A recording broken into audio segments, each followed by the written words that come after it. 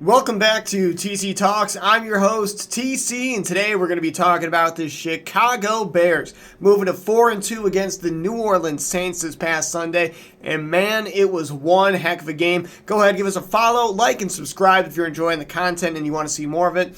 But let's dive into those Chicago Bears. More specifically, let's start with the coaching staff of the Chicago Bears. On the one hand, the offense looking phenomenal. Ben Johnson, the big offseason acquisition for the Chicago Bears. We're all hoping he's going to impact this offense for the better. And what do we see?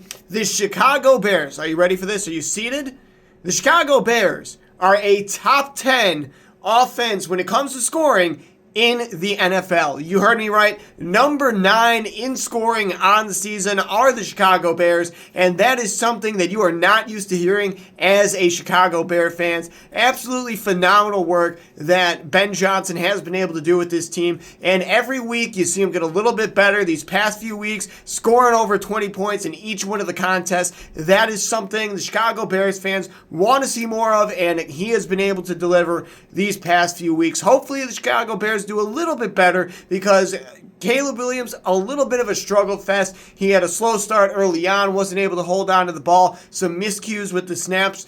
But once he locked in, especially in that first half, we saw him do very well. One mishap with the interception. Again, a little bit of the slippery situation in the beginning of the game, but he was able to compose himself and find some sort of a rhythm in this game. DeAndre Swift continues to build on his success, looking absolutely phenomenal on the ground. Monangai also adding to that as well, on the ground and out of the backfield in the receiving game. So those are two good things that you like to see from the Chicago Bears offense. Caleb Williams, like I said, has to do better than 172 yards through the air, and you'd like to see him get a touchdown or two, but coming through with some crucial throws, explicitly that one that came on the last drive where he's able to hook up with Colston Loveland to make sure that they're able to run out the clock and not give the Saints any chance to come back in the contest. But the Chicago Bears offense overall miles better than what we've seen in recent history. Meanwhile, Dennis Allen and that defense looking tremendous compared to previous weeks.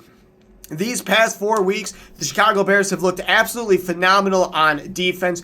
At least 3 takeaways in each one of their contests. This past week, they got 4 against the Saints, 3 interceptions, 1 fumble in addition to that. But the Chicago Bears, that defense is crazy. And the one thing that they really need to get better at, because you can't really control the ticky-tacky penalties that were called against them in this contest, specifically the second touchdown drive that the Saints were able to go on in the second half. However, Tyreek Stevenson getting burnt on the first touchdown drive by Chris Olave, that is the one thing that the Chicago Bears need to lock in on, because this defense, it is very good at forcing teams to dink and dunk down the field. And when they force teams to dink and dunk their way down, that gives them the opportunity to create turnovers. And the Chicago Bear team has proved time and time again that they will capitalize on those opportunities. You saw it 4 times this week, 3 times in the past 3 games before this one. So the Chicago Bears, as long as they could keep the game short, as long as they could force the teams to dink and dunk, I think this is going to be a defense that's going to routinely force multiple turnovers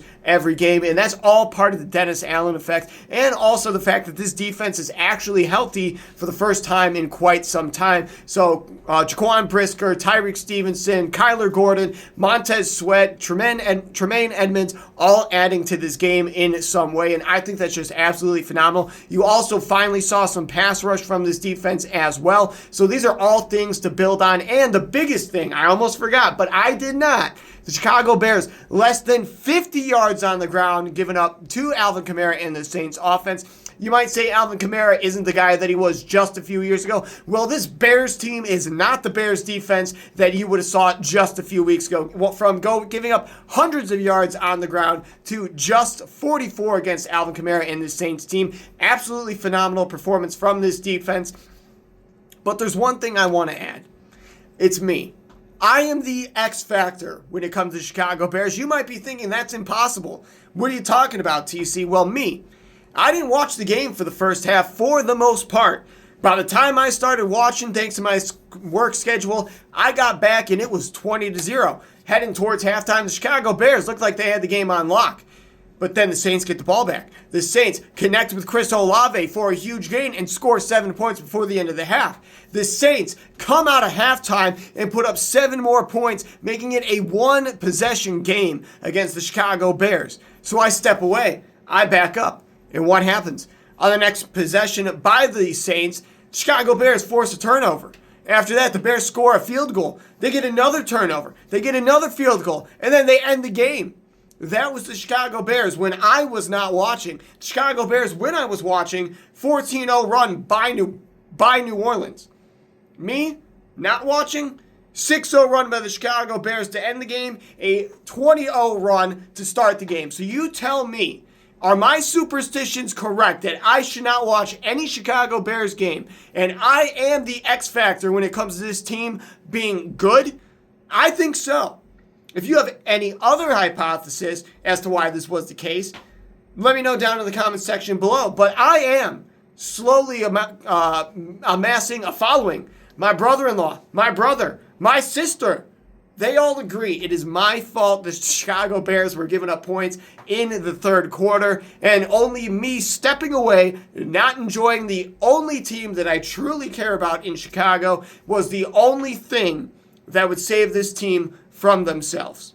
So let me know what you think about the Chicago Bears in the comment section below. What are your predictions against what should be a Lamar Jackson-led Ravens and the Chicago Bears matchup? I'm really hoping for another big W. It's going to really set the tone for the rest of the season for both of these teams, in my opinion. Will the Ravens crash and burn after a rough start? Will the Chicago Bears continue to impress the league? Or will the Chicago Bears go back to being the good old Bears? Or, I guess, the bad old Bears. But you let me know down in the comments section below. I think this is the start of something phenomenal for the Chicago Bears. But I want to know what you think. And until next time, see ya.